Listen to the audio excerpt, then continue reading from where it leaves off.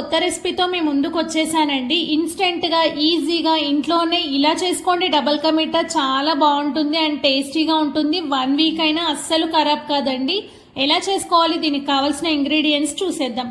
First milk bread అండి, నేనైతే 1 packet తీసుకున్నాను. అలాగే షుగర్, మిల్క్, డ్రై ఫ్రూట్స్, ఇంకా నెయ్యి.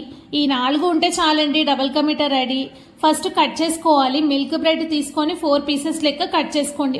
మీకు ఇష్టమైతే అవుట్ సైడ్ ఉంచుకోండి లేదా కట్ చేసుకోండి. నాకైతే అవుట్ సైడ్ ఉంటేనే చాలా ఇష్టం అండి.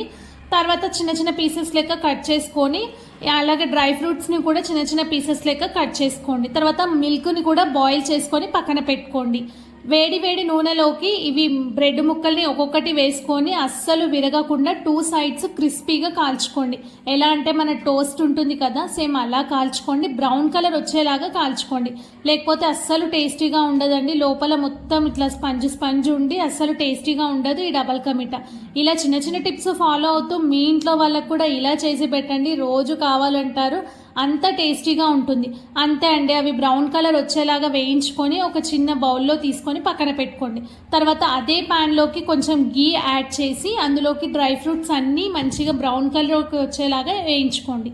అదే బౌల్లోకి అవి కూడా తీసి పక్కన పెట్టి అదే బౌల్లోకి కొంచెం షుగర్, మీకు ఎంత షుగర్ అవసరమో అంత వేసుకొని 1 కప్పు, మీరు 1 కప్పు షుగర్ వేసుకుంటే 1 కప్పు వాటర్ వేసుకుంటే చాలండి.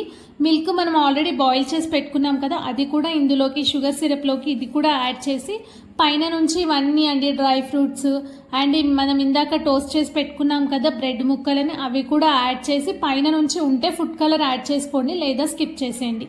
నేనైతే కొంచెం ఫుడ్ కలర్ యాడ్ చేశాను. మొత్తం చల్లారాక మనకి పేనీలు ఉంటాయి కదా, అంటే దీపావళి రోజు పేనీలు ఉంటాయి కదా, ఆ పేనీలని పైన నుంచి సర్వ్ చేసుకోవడం అండి. చాలా టేస్టీగా ఉంటుంది. మీరు కూడా ఒక్కసారి ఇలా ట్రై చేయండి.